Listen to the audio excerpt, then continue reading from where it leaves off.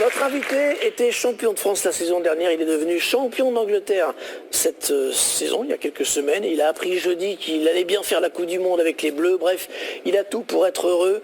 Benjamin Mendy est avec nous.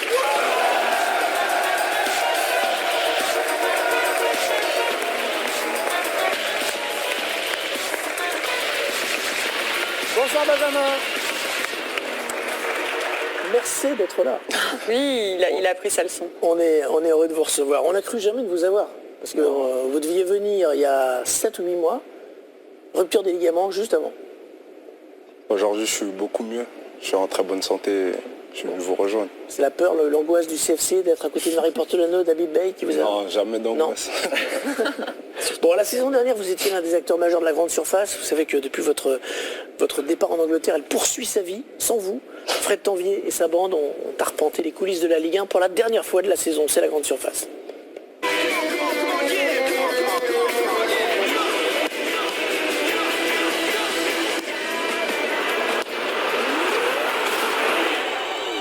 Avant de commencer, petit instant avec un champion de France. Félicitations pour ton titre. Eh ouais, les gens ont oublié. T'as fait les deux premières journées. Ouais, 2 fois 15 et 20 minutes. Tu le comptes dans le palmarès? Ah bah à la fin, quand je vais le présenter à mon fils, ouais, ça compte. Hein. Sincèrement, ils te l'envoient, ils t'ont félicité. T'as Non, ils me l'ont pas envoyé, tu vois, ils ont oublié. C'est pas grave, je leur en veux pas. Maintenant, c'est les titres. Si c'est vrai ce qu'il dit. Allez, au sommaire cette semaine, on a parlé vacances à Guingamp. Si le coach voit ça, faut quand même dire qu'on est concentré. Hors jeu, fin de saison à Amiens avec Issa. Sissoko. Bah oui, attends, quand même, je me rappelle de mon nom de famille quand même. Enfin, le but du maintien à Strasbourg. Exceptionnel. Et quel tournant, mais quel tournant. Montrez-moi le ralenti. Et justement, on commence par le replay de la semaine qui pourrait être le replay de la saison. On est à Strasbourg avec 2 hommes qui nous commentent le but du week-end de dernier, synonyme de maintien pour les Alsaciens. On fera un pour le RC Strasbourg. Hein Ouais, je pense que c'est pour un doigt. C'est que Nuno, ça peut être le but du maintien, ça. Je l'espère pour eux. 94e minute, ce serait exceptionnel. Je pense que la Meno peut exploser à tout moment, là. C'est lent. C'est Lénard.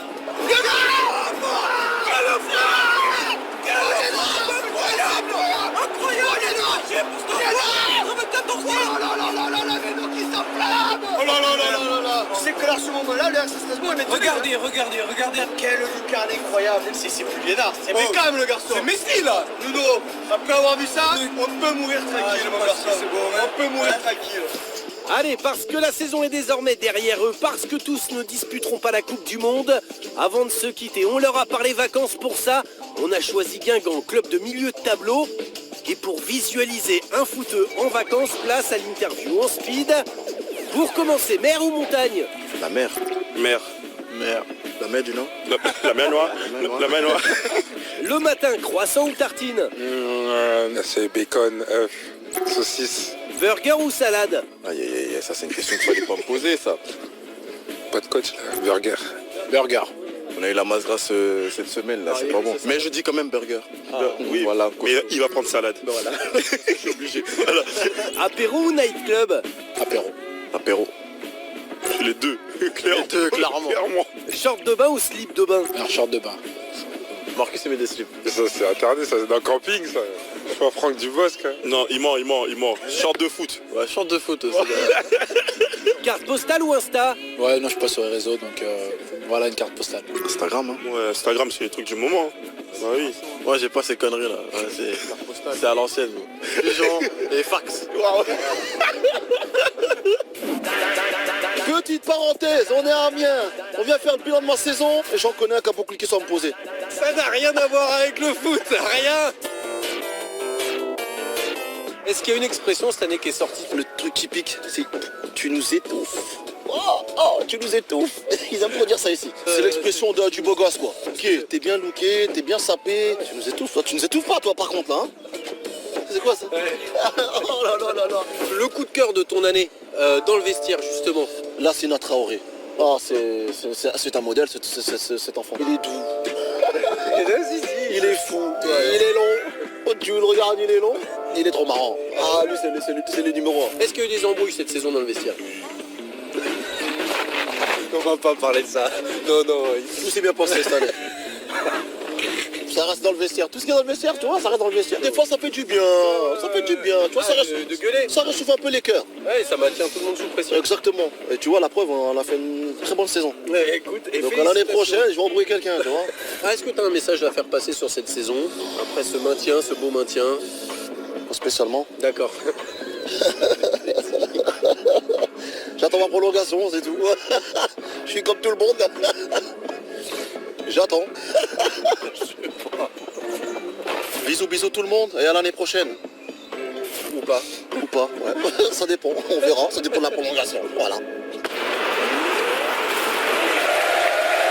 La grande surface, Fred Tanvier, Johan Aimé, Antoine Chassagne et Issa Sissoko. Nous, on veut qu'il soit prolongé. On va absolument le garder en Ligue 1. C'est un de nos chouchous. Il est énorme, Issa. J'adore. C'est un personnage, vraiment. Il est bon. C'est un peu votre remplaçant, la grande surface, Fred Benjamin. Non, c'est vrai qu'il est pas mal. Il nous a bien fait rire.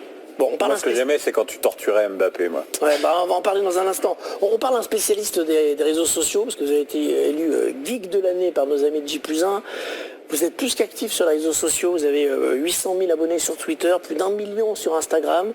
C'est un peu moins que pire sur Twitter, mais voilà, vous êtes à fond. Vous êtes Benjamin Mendy 2.0, quoi. Hein.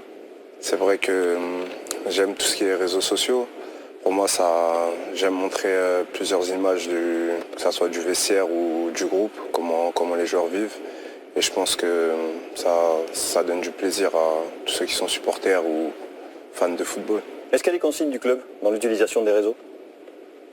Oui, il y en a, mais vu que moi c'est toujours au 3e degré, ça passe. C'est à la limite. Benjamin, vous n'êtes pas actif que sur les réseaux sociaux, vous l'êtes aussi dans la vraie vie, vous l'avez demandé, on l'a pour vous Pierre, et puis pour vous également, puisque la saison dernière, votre victime préférée s'appelait Kylian Mbappé. Remets ton trophée, parce que t'as jamais craqué quand je t'ai emmerdé. T'es resté solide. T'es pas content? Hein? Et merci! Hein? Et merci! Hein? Oh, il a le sourire, ça y est. Il a fait caca, il est content. T'étais constipé.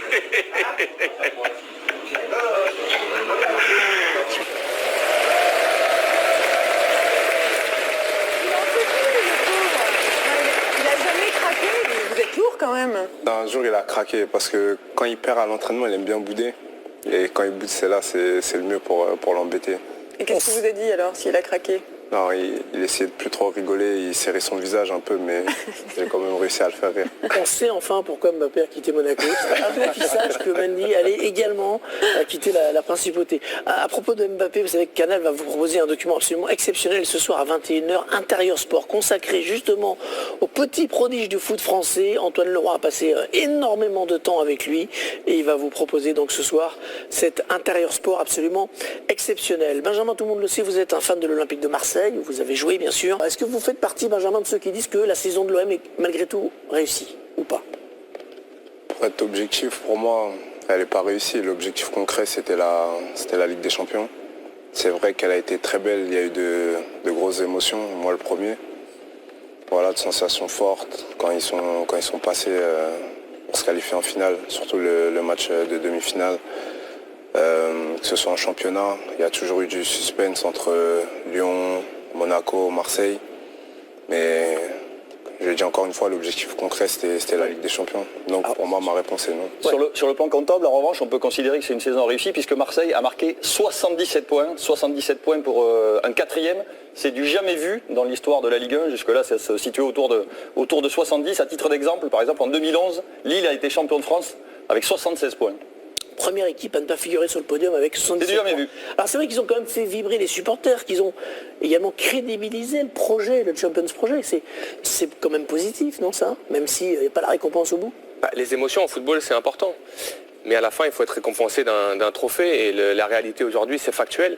De dire que l'Olympique de Marseille, avec l'équipe qu'ils avaient, pouvait pour moi toucher cette Ligue des Champions directement. Lorsqu'on voit leur parcours sur le top 4, ça n'est que 2 points pris sur 18 possibles, alors que Lyon en prend 12. Ça aussi, il faut en parler. Après la finale de la Coupe d'Europe, il a perdu. C'est un objectif raté parce que c'est un trophée manqué. Je l'ai vécu par exemple en 2004. C'est pareil, on a eu plein d'émotions avec ce public, plein d'émotions avec la ville, mais on n'a rien gagné au bout. Il y a quelque chose que tu ne peux pas quantifier, c'est donner de l'espoir aux gens. à un moment. Mais tu vas capitaliser là-dessus pour l'année prochaine pour faire venir des gens au stade. Ça te donne un peu de sérénité pour... Oui, mais là, tu te dis que si tu es le président McCourt, tu te dis que c'était 200 millions, ils voulaient mettre 200 millions, ils ont fait une finale d'Europa League. Là, il va peut-être mettre un petit peu plus pour arriver à la Ligue des Champions. Mais... Pierre, faites-la arbitrer. Je suis un peu d'accord avec tout le monde. Au niveau du plaisir et de l'émotion, c'est une saison de réussie. Au niveau du résultat final, c'est une saison ratée. Parce que, comme le dit très justement Habib, ils ont pris que 2 points contre les 3 autres gros et que quand le PSG en prend 13, Lyon 12...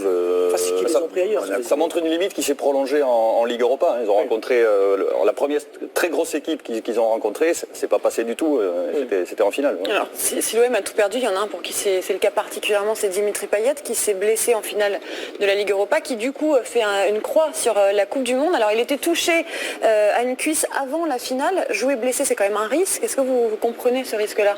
On ne joue pas des finales tous les ans, donc il voulait la faire. Et ça a pété. En plus, il n'était pas 100%, donc c'est délicat. Il a fait un choix de jouer. Il a été. On l'aurait tous fait. Je pense que, je sais pas, tu as vécu ça dans ta carrière, on l'aurait tous vécu.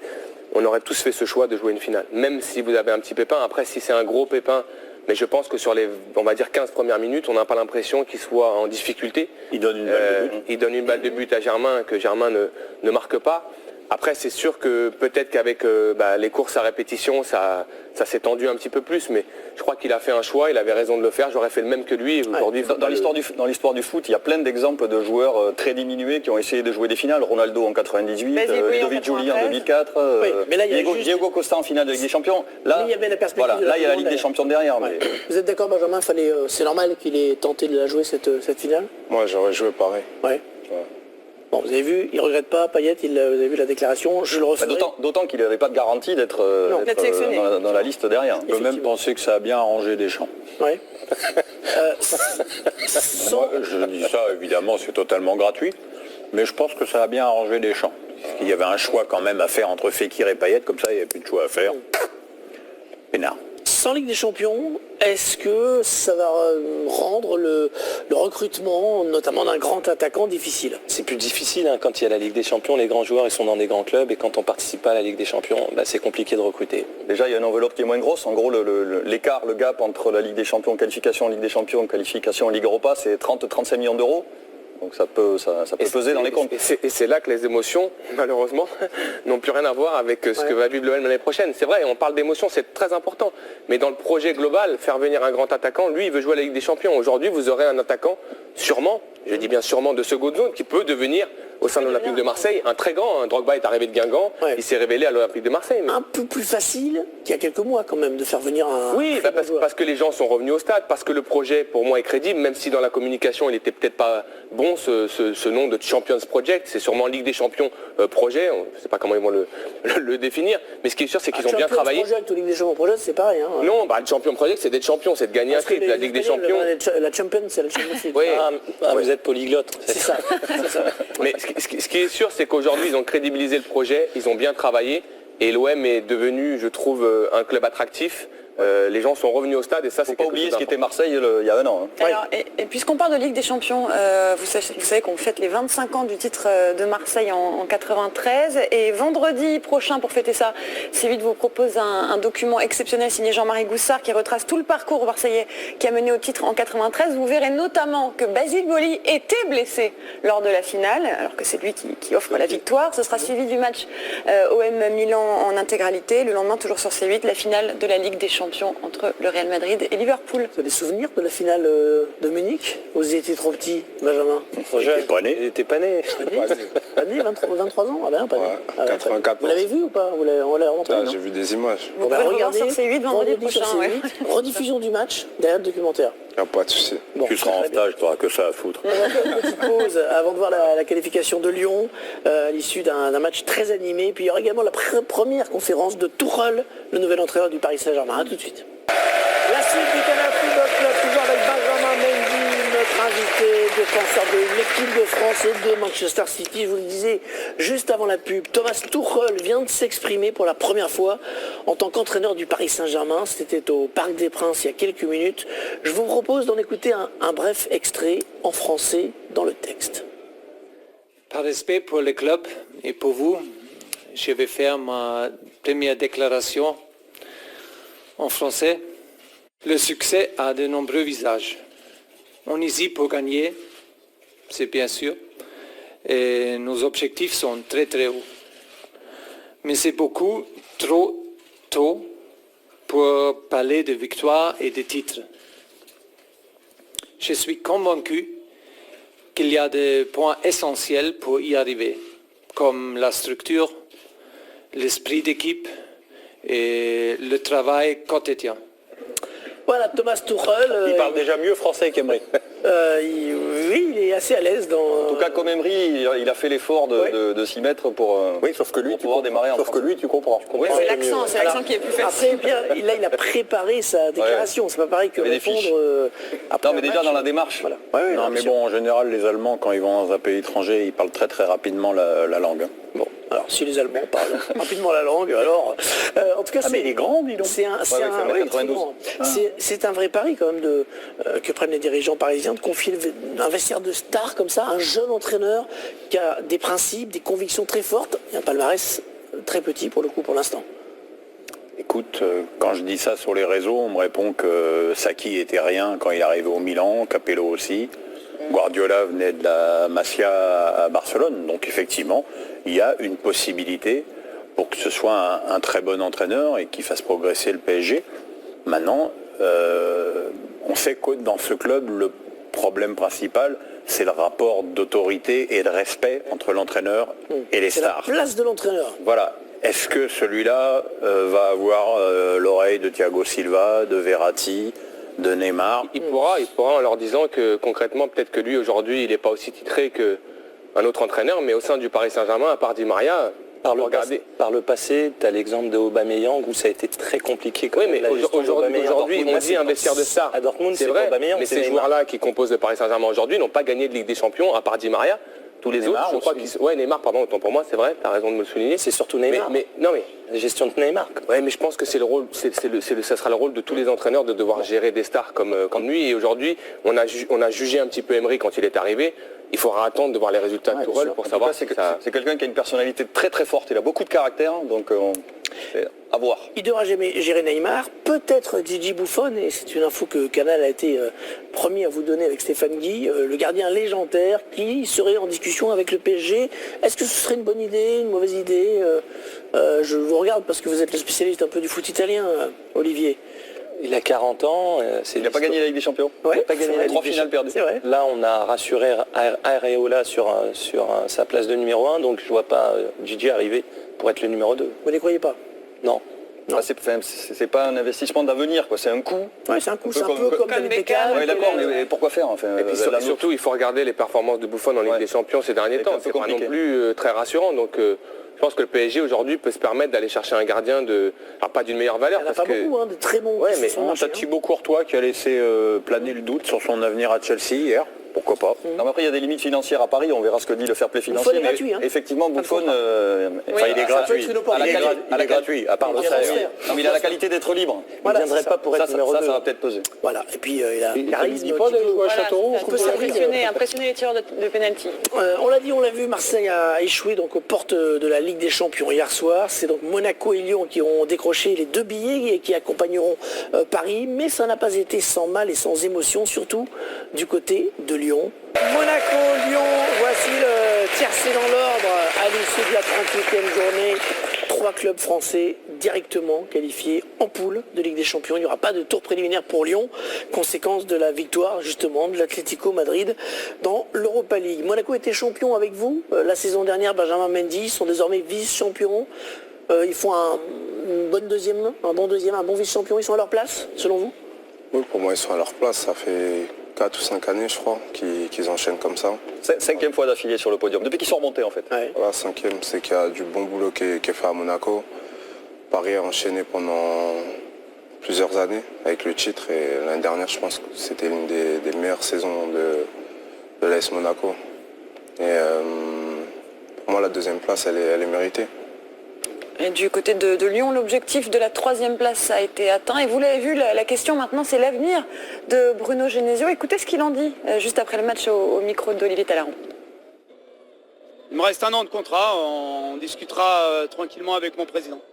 Votre président vous apprécie et vous avez souvent dit qu'il ne vous avait pas donné de message négatif. Il n'y a pas de raison que vous ne soyez pas là? Non. Donc vous serez là? Oui. Voilà. Bon voilà, donc lui clairement il dit qu'il veut rester.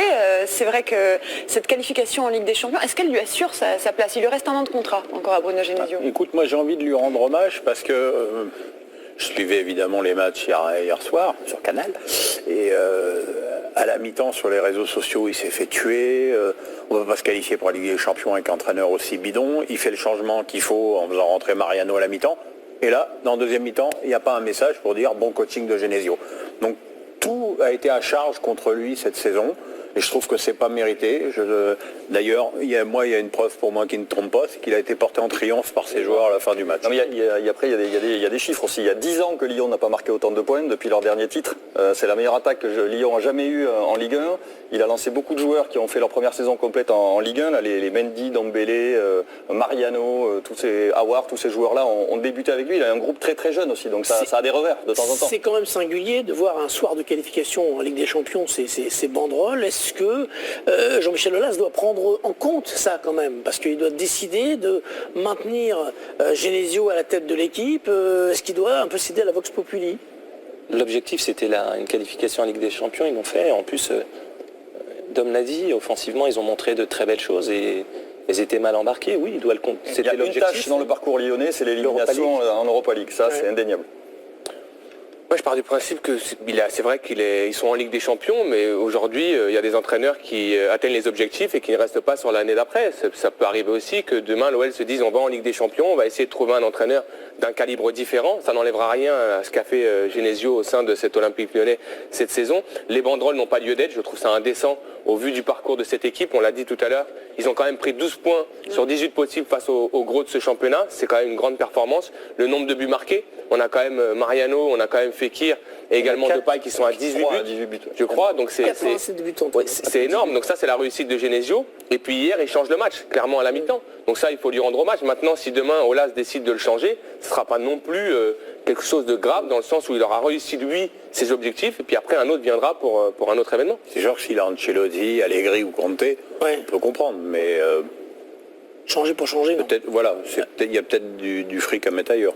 On a vu le petit chambrage là, des Lyonnais sur le fameux chant que les Marseillais ont entonné pendant 15 jours avant la finale. Vous avez été critiqué, Benjamin Mendy, pour vos tweets de chambrage contre Lyon. Je crois que Lyon même a voulu porter plainte contre vous. Comment vous avez vécu? Est-ce que c'était votre place de faire ça en fait en tant que joueur, de faire des trucs de supporter comme ça? Je suis parti au tribunal, j'ai eu un bon avocat.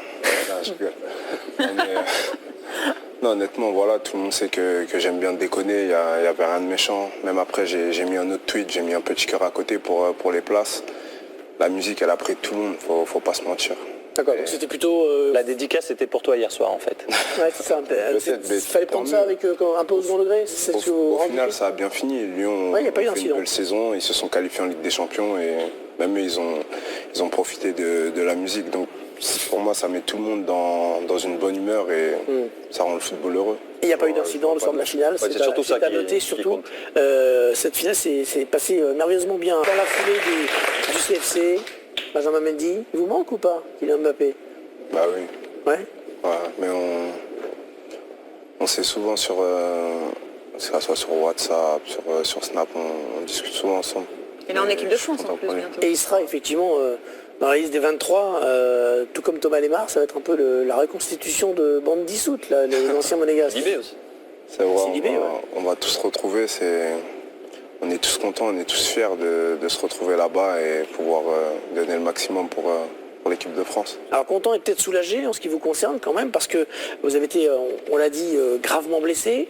Vous n'avez joué que 63 minutes depuis votre retour de blessure. Est-ce que vous comprenez que ça fasse un petit peu peur, que les gens se disent il va quand même lui falloir du temps pour retrouver le rythme, il risque d'être juste? Les gens peuvent se poser des questions, je respecte ça. Après, moi et mon entourage, on sait tout le travail que j'ai fourni, tous les sacrifices que j'ai pu faire, car c'est pas facile quand on est blessé comme ça, on peut dévier, on peut faire certaines choses. Je suis resté sérieux et avec tout le travail que j'ai fait et le bonus en plus que je me suis donné. Je suis prêt dès maintenant et je serai prêt pour le mondial. J'imagine que c'est anticipé avec les préparateurs physiques, que vous vous attendez à avoir un petit trou physique au bout de temps. Enfin voilà, tout ça est un petit peu suivi scientifiquement quand même, les retours de graves blessures comme ça, non? Moi je pense pas à ça. Non, pas plus que ça. On m'a dit de suivre un programme. J'ai fait plus. Et les staffs ont été toujours en connexion, que ce soit équipe de France, Manchester et ceux de Barcelone. Pas Barcelone le club, à l'hôpital. Ouais, à l'hôpital parce que tu étais à Barcelone. Voilà. Là tu vas à Barcelone, mais tu comprends rien pendant un mois. Voilà, tout était mis au point pour mon retour et tout va bien se passer. Alors la surprise majeure de cette liste, c'est l'absence d'Adrien Rabiot, Didier Deschamps qui lui a préféré Steven Nzonzi. Selon vous, c'est un choix qui se base sur une question de mentalité ou c'est de la valeur pure? Ça peut pas être la valeur pure. Il fait partie de la meilleure équipe française. Oui, mais peut-être qu'il a déçu en équipe de France. Il a très peu joué. Et quand il a joué, il a peut-être 6 sélections. À ce point-là Il convaincu. a très peu joué, mais le peu de fois où il a joué, il n'a pas été bon. Et je pense qu'il a creusé sa tombe en Bulgarie, d'abord en faisant un très mauvais match et en disant à la fin qu'il avait froid et qu'il avait peur de se blesser. Ça, je pense que c'est le genre de truc avec Deschamps qui reste là. Et puis bon, ça fait 3 mois. Depuis l'élimination du PSG avec le Real, il est plus ou moins en vacances. Non, et puis Comme toute l'équipe. il y a le problème de complémentarité aussi, c'est-à-dire qu'aujourd'hui Nzonzi offre une garantie à Deschamps si N'Golo Kanté venait à se blesser. C'est une vraie sentinelle. C'est une vraie sentinelle, ce qui n'est pas le cas pour Rabiot qui ne veut pas jouer Donc là, sentinelle. C'est une vraie sentinelle, Nzonzi, mais il joue à deux en club. Il joue à deux. Vous êtes en train de me dire que Rabiot, qui est un grand espoir français, qui est titulaire dans l'un des plus grands clubs européens, qui a mis Matuidi, qui l'a envoyé à la Juve, il n'est pas assez bon pour être en équipe. Non mais Nzonzi, il était en Ligue des Champions, il s'est qualifié contre Manchester United aussi. Donc le parcours des deux joueurs à travers leurs clubs respectifs est similaire. Nzonzi a fait une grosse saison aussi de son côté, dans un gros club aussi espagnol. Donc à partir de là, je pense qu'il y a une indiscutable. Ouais. Après, il y a paramètres. Il y a probablement une question de personnalité aussi, il ne faut pas se mentir. Voilà, c'est une constitution de liste. Rabiot aurait peut-être été plus exigeant dans le groupe que le sera Nzonzi qui a 29 ans, qui va être très content d'être là. Moi je ne peux pas entendre ça, mais alors si c'est faire un truc de géo, avec prendre que des chouettes gars, des chouettes gars qui vont pas faire chier. À valeur à peu près équivalente, tu vas penser aussi à la valeur du groupe. Elle est où l'ambition là? Non mais aujourd'hui Rabiot occupe le même poste que Matuidi en équipe de France, donc à un moment donné il se donne une opportunité avec Nzonzi de pallier l'absence éventuellement d'N'Golo Kanté, de pouvoir jouer dans différents systèmes. Rabiot aujourd'hui, on l'a vu, il ne peut pas jouer à 2 en milieu défensif. De toute façon, on a dit qu'il était milieu relayeur dans un milieu à 3 et qu'aujourd'hui, Didier Deschamps se dit, en prenant Nzonzi, je m'offre une option supplémentaire. Vous avez prévu de rester jusqu'à quand en Russie? Jusqu'à la fin? Enfin, vous avez pas prévu de vacances entre le quart de finale et la finale? Non, faut pas se mentir, l'objectif c'est la victoire. On ne peut pas aller là-bas et se dire on espère sortir en demi ou en quart. Chaque équipe veut ça, mais l'équipe de France se doit de remporter cette coupe. Avec l'effectif qu'on a, on a un bon staff, il y a de grosses ambitions et le groupe vit très bien. Donc il n'y a aucune raison pour ne pas aller jusqu'au bout. C'est important d'avoir des joueurs qui s'entendent bien, justement, cette complémentarité? Très important, je l'ai vécu à Monaco. Et pour moi, c'est pour ça qu'on a eu une saison magnifique. C'est important en France. En Allemagne, ils en ont rien à secouer. Vous êtes sûr de ça? Je pense que tous les sélectionneurs font j'ai des une sélections. Anecdote. Mario Basler, il emmerdait tout le monde à l'Euro 96. Les joueurs, ils ont pris la décision de le péter à l'entraînement. Pour qu'il rentre en Allemagne. Et d'ailleurs, c'est bien de l'avoir pris. C'est un bon choix de l'avoir pris. Mais ils ont gagné l'Euro. Mais en Léon...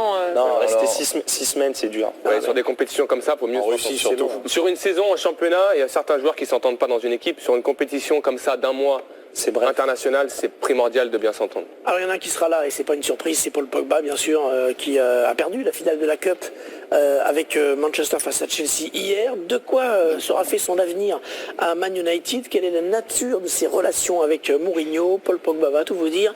C'est l'épisode 4 de la POC série.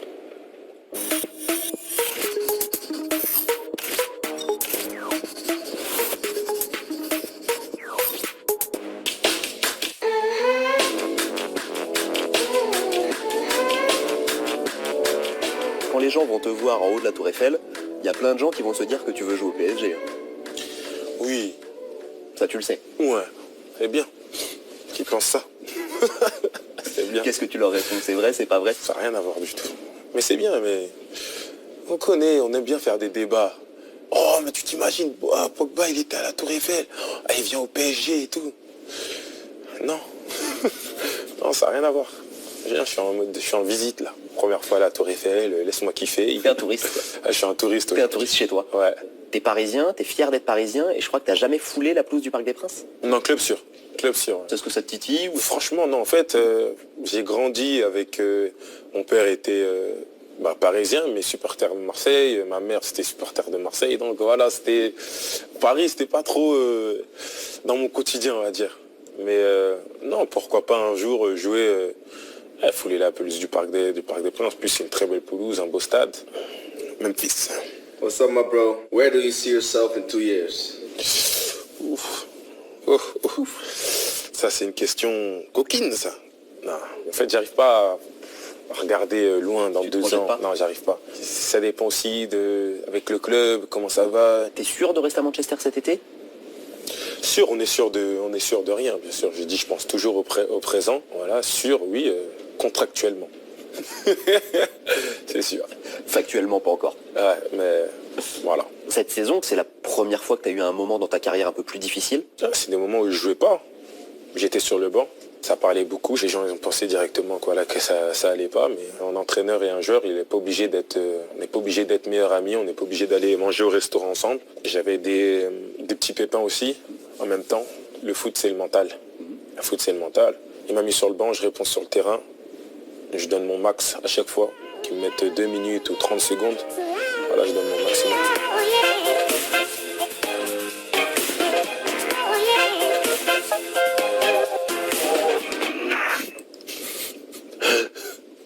On parle de mes coupes de cheveux.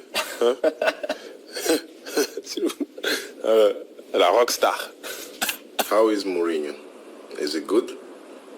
Because I remember when he was with me, it was good. It was a bit crazy, but it was good. Mourinho. Comment est Mourinho à United? Il est pareil. Hein. Il n'a pas changé. Hein. Comme il a dit, a bit crazy. C'est qu'on appelle le special one. Toujours fou. Toujours le même. Et il a gagné ses titres, hein, déjà. Et il est deuxième. Il est en finale de coupe. Donc, Mourinho, il fait du Mourinho. Hein. Alors là, sois pas surpris, hein, c'est toujours le même. Il n'a pas changé. Et c'est qui le plus fou? Mourinho ou toi?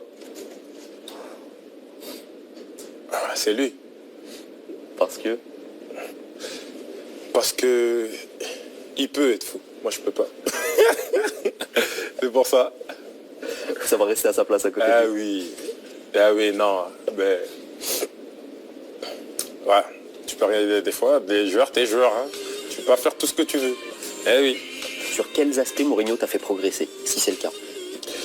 Je pense en leadership. J'ai eu le brassard avec Mourinho. La première fois dans un club. C'est quelque chose qui est important aussi pour moi, qui me fait grandir. Donc voilà, pour être aussi leader en équipe de France.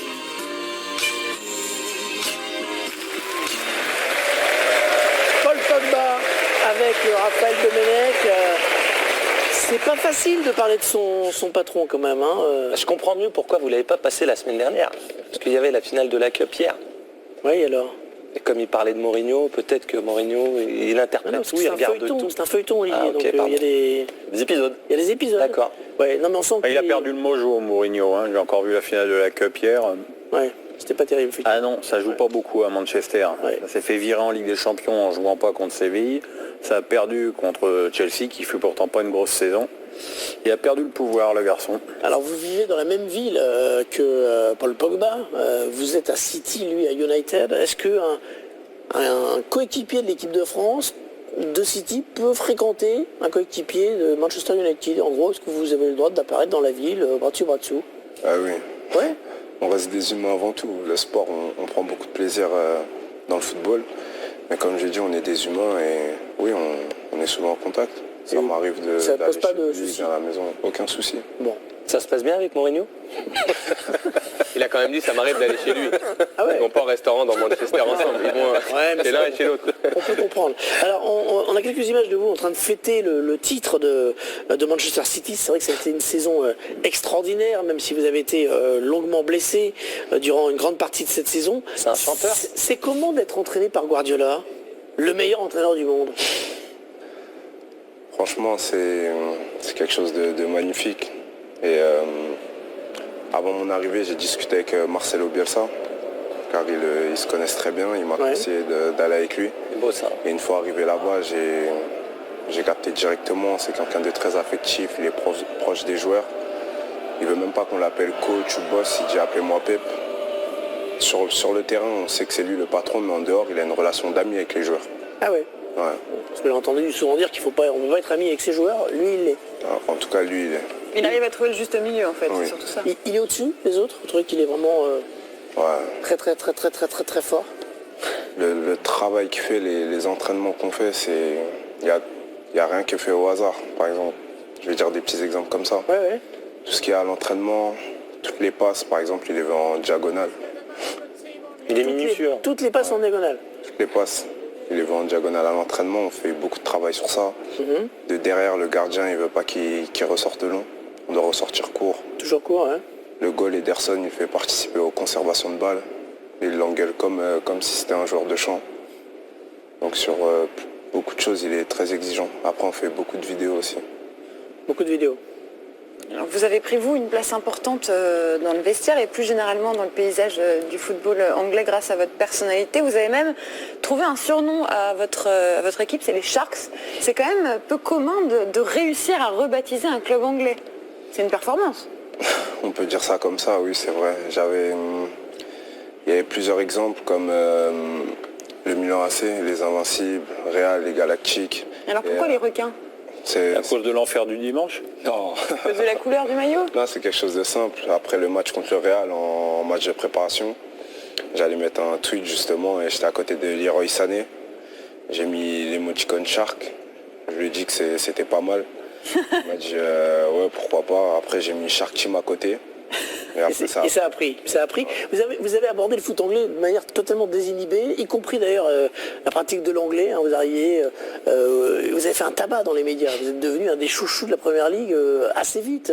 C'était calculé, ça? Vous vous êtes dit, moi je vais arriver, peinard, vous n'êtes pas arrivé dans vos petits souliers, clairement, dans cette Première Ligue. Non, je suis pas quelqu'un de gêné ou timide. Quand j'arrive relax, comme je suis arrivé ici avec vous. Ouais. Non mais après voilà, c'est vrai que ma première interview, ils m'ont dit que je devais la faire en anglais. J'ai écouté, j'ai essayé. Je parlais pas anglais du tout. Aujourd'hui ça va beaucoup mieux. Mais voilà, c'est Benjamin, je suis comme ça. Il vous appelle quoi, Benjamin? Comment? Il vous appelle Benjamin? Non? Non, Ben, ça suffit. Ben, ok. Bon, on va revenir à notre Ligue 1. C'est une expression de Laurent Blanc.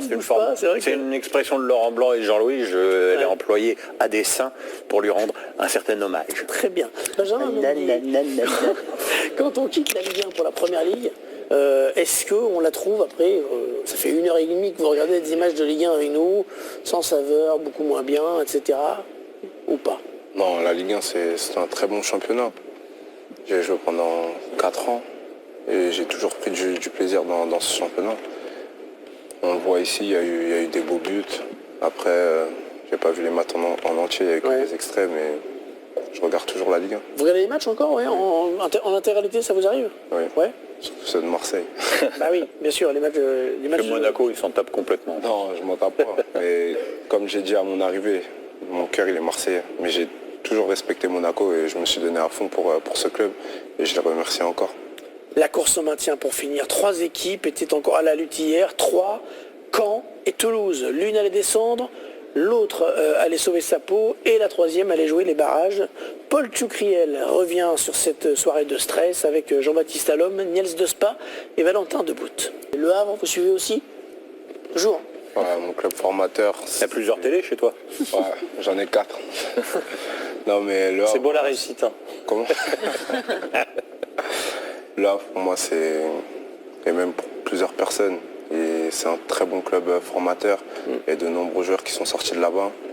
Et il y a encore des joueurs avec qui j'ai joué quand j'étais jeune qui sont là-bas, notamment le capitaine Alexandre Bonnet. Ouais, qu'on vient de voir là. Il me disait toujours c'est grâce à lui que je suis à ce vous en êtes, ouais. Il y a Pogba, il y a Mandanda. C'est la même chose avec Habib et moi. Plein de joueurs. On regarde le programme du barrage peut-être parce qu'il y a plusieurs matchs à venir. Le programme pour rester ou accéder à la Ligue 1, donc c'est mercredi, vous le voyez, donc soit la CF Ajaccio, soit le Havre face à Toulouse. Le match retour, ce sera à 21h sur Canal Plus Sport. D'ailleurs, il y aura un CFC juste avant, dimanche 27. Le barrage pour rester ou pour accéder à la Ligue 2, c'est Grenoble-Bourg-en-Bresse, mardi à 20h45 sur Canal Plus Sport. Et le match retour dimanche à huis clos, le match de Grenoble. Oui, exactement. L'aller à huis clos. 18h sur Canal Plus Sport également. Voilà pour ce programme. Il y aura donc, vous l'avez dit Marie, un dernier CFC dimanche prochain, le lendemain de la finale de Ligue des Champions entre le Real et Liverpool, qu'on aura eu le plaisir de vous faire vivre notre équipe en clair sur C8. N'oubliez pas également le doc sur les 25 ans du titre de champion d'Europe de l'OM. Vendredi également, juste après la finale de Ligue des Champions féminine de l'Olympique lyonnais. Bref, plein de bonnes choses. Merci à tous, merci pour votre fidélité. À très bientôt avec la Coupe du Monde. Benjamin, merci d'être venu nous voir.